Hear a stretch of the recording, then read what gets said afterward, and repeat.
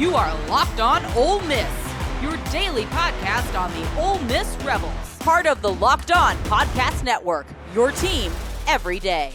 Thanks again for making the Locked On Ole Miss podcast your first listen every day. We're free and available wherever you get your podcast, including YouTube. We're part of the Locked On Podcast Network, your team every day. Hello, I'm Steven Willis from the Locked On Ole Miss podcast, and I'm joined by Josh Guest, just like he does every week. And fall camp has started, Josh, and I can't be more excited about that.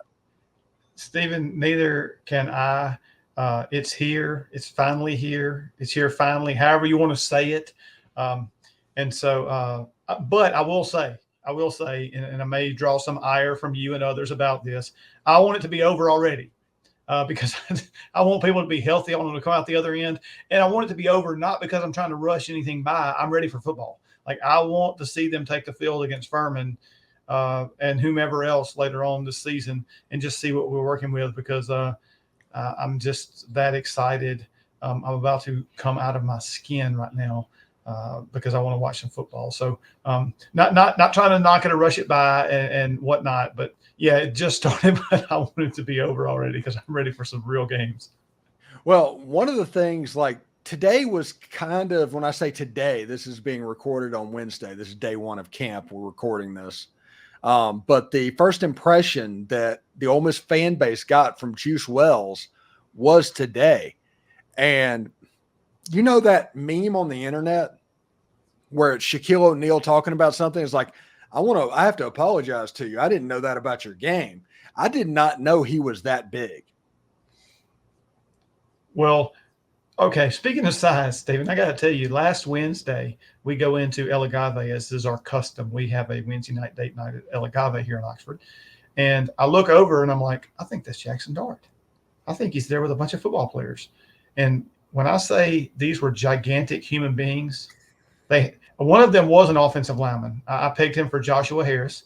And Walker Howard was there as well. And there were four more that I was unable to identify because I don't stalk them on social media. I'm not on social media, but they were ginormous people. And just a quick story about that, Stephen. There's some lady sitting across the restaurant from us, and she said something to the effect of, "Oh, Jackson Dart ain't nothing." And they ended up talking and laughing, he and her. But I thought, well, either she's a State fan or she's very uneducated about Ole Miss because he's not only not nothing, he is very, very integral in this program, in this team, and where we are right now. So I was kind of pumped. And so just to see them, they were in there hanging out, eating. And again, there was just some gigantic men over there at that table. You know, at media day for the Ole Miss football team, people were talking about Jackson Dart, and they asked him about Juice Wells. And you could see Jackson Dart, again, his eyes just kind of lit up about Juice Wells and said, hey, he's pretty good, isn't he? And you can tell that he thinks that he has the ability to hit the jackpot this season because he already has Trey Harris. He has his Mr. Reliable in Jordan Watkins. This wide receiver room at this point, just those three with those starting out there, is one of the best, if not the best, in all of college football, in my opinion. But there's more. There's so many toys on this offense, Josh. There is, Steven. And you know, you haven't even gone down to somebody like Caden Lee or Aiden Richardson or any of those guys, or even talked about what if we get Deion, help me out. Deion Smith. Thank you. I wanted to say that, and I was like, no, that's not it. Right? And there's others. There's others that I'm not even naming right now because they're so deep. I was actually thinking about that the other day too. I said, it'd be nice in like the first 4 games, talking about, playing for a 16-game season, if Dart and the starters could play the first quarter, and then either Howard or Austin Simmons could play the second quarter, and then the other one play the third quarter, and then AJ Maddox play the fourth quarter, and you change out the entire receiving line and running back each quarter as well, and save them all. And maybe I'm going a little. I know that's like my 84-0, right? Fandom, we're fanatics, and so anyway. Yeah, Johnny Vaught used to do that back in the day of one platoon football. It'd be like Jake Gibbs starting the game in 1959, and then another quarterback, I think it was Doug Elmore or somebody like that, coming in the second quarter. Because back then, if you got substituted out in a quarter, you couldn't come back in that quarter. Oh. Yeah, so that's the reason they did stuff like that. And that's also the reason that if Jackson Dart does what we think he's going to do, he's probably going to be the winningest quarterback in Ole Miss history because of the rules from back in the day when Ole Miss was really, really good. That wasn't really an option. So, Yeah. Yeah, and you talk about it too, different era, different game, different rules, all those things. Even the game today is different than it was even a few years ago with some of the rules and the way it's. I don't necessarily want to say protect the quarterback, but there are hits now that happen on the field, and you and I look at it and go, man, in 1984 that would have been like the most celebrated hit in football, and it's a 15-yard penalty and it costs the team a game. But back in the day, it was just a good hit. Well, if you look at it, Gus Malzahn, for instance, let's talk about Gus Malzahn. He's a thing that because he manipulated and knew how to use the rules to where from 2010 to 2015, it was different and he had an advantage. And then when the rules got changed and his advantage got taken away, he's been a fairly mediocre coach. It's because of that. Boise State was basically the team that invented the RPO. That's the reason they were so good back in the aughts, whenever they were doing their stuff as well. Like Chris Peterson was at the forefront of that. There's always something new. Right now, Lane Kiffin is at the forefront of the tempo and all of that stuff, and he's probably going to stay at the front with the technology and all of that in the football team. But that's just the way that football teams work, honestly.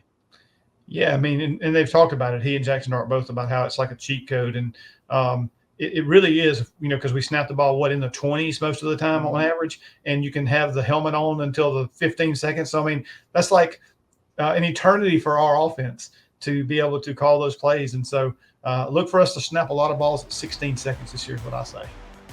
Thanks again for making the Locked On Ole Miss podcast your first listen every day. When we come back, Princely Umanmielen is ahead of schedule. We talk with Josh about that. But first, passion, drive, and patience, the formula for winning championships, is also what keeps your ride or die alive. eBay Motors has everything you need to maintain your vehicle and level it up to peak performance. Superchargers, roof racks, exhaust kits, LED headlights, and more. Whether you're into speed, power, or style, eBay Motors has got you covered. And with over 122 million parts for your number one ride or die, you always find exactly what you're looking for. And with eBay's Guaranteed Fit, your part is guaranteed to fit your ride every single time or your money back. Because with eBay Motors, you're burning rubber, not cash. With all the parts you need at the prices you want, it's easy to make your car the MVP and bring home some huge wins. So keep your ride or die alive at ebaymotors.com. Eligible items only. Exclusions apply. eBay's Guaranteed Fit is only available to U.S. customers. I love sports. I love them so much I never want them to stop. But as the playoffs wind down, we get fewer and fewer games, and the sports just aren't sportsing the way we want them to. But FanDuel lets me keep the sports going whenever I want. All I have to do is open up the app and dream up bets anytime I am in the mood. Maybe you want to bet on Ole Miss and their over-under of wins of 9.5 this season, or Jackson Dart at plus 1,500 to win the Heisman. Now is your chance to do that. And this summer, FanDuel is hooking up all customers with a boost or a bonus. That's right. There's something for everyone every day all summer long. So head on over to FanDuel.com and start making the most out of your summer. FanDuel, it's an official sports betting partner of Major League Baseball. Are you watching Fox Sports or ESPN on your TV all day and you have to turn down the volume with all of that shouting? Make the switch to Locked On Sports today. It's a free 24/7 sports streaming channel programmed for you every day to bring you the biggest stories without all of that screaming. Locked On Sports Today brings you can't-miss analysis, opinions, and news, streaming 24/7 on YouTube or the free Amazon Fire TV channels app, part of the Locked On Podcast Network, your team every day. Go to Locked On College Football and see the new college sports stream that just started this week as well. So, Josh, we're not just, we're in the middle of it at this point, with Ole Miss back at it. And one of the things that we found out during the week is that Princely Umanmielen, even though he's in a non-contact jersey, he is going through practice. He's not hitting, but the expectations is he might be ready to go by August 31st against Furman. Didn't say start, but that was the rumor that he might be ready to go. when this happened and he first got hurt, the first rumor was he was out for the season. I mean, there was the typical Ole Miss thing, the doom and gloom. Always. Yeah, and then it was November, like the Georgia game. And then it was in the middle of October. Maybe LSU could come back. And then everybody kind of settled on Kentucky. But now, as everybody got quiet about it, it kind of got a little bit better, and we moved it forward, and Furman looks like it's on the table. Steven, and that's great for him. But I will say this. Don't rush him back. I'd rather get him back at full strength than to rush him back and risk something. And I think they'll play it that way. They'll be smart about it for sure. But that's really good to hear because, I mean, quite frankly, he is a big piece to the puzzle as far as, you talk about football can be really simple as far as reducing double teams or creating double teams to free up someone else. And so, on the offensive side of the ball, we want single coverage on Trey Harris. On the defensive side of the ball, if you got to double him and Walter Nolan, well, what you going to do with J.J. Pegues or Jared Ivey or one of the linebackers or a safety on a blitz? Good luck with that.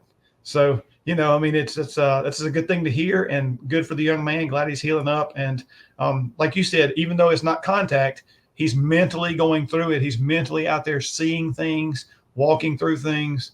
It's going through his head, which is an advantage in my opinion. Yes.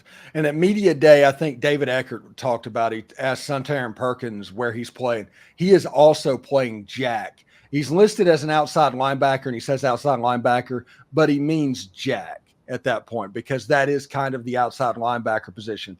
So that is Princely Umanmielen's position. So the backup looks like it's Suntaran Perkins. Nobody's talking about TJ Daugherty, so maybe he is the other linebacker. Yeah, that's going to be interesting to see, Stephen, because the assumption is it's going to be Pooh Paul and as the one, I assume at linebacker, and who's going to be the other one. Don't forget about Raymond Collins. Don't forget about Kari Coleman. Look, I think you were talking about watch list and how like every watch list is going to have an Ole Miss player on it. It's so crazy. We start talking about a position. I can't even remember all the names of all the good players because they're so deep at so many places on the field. It is it's an embarrassment of riches.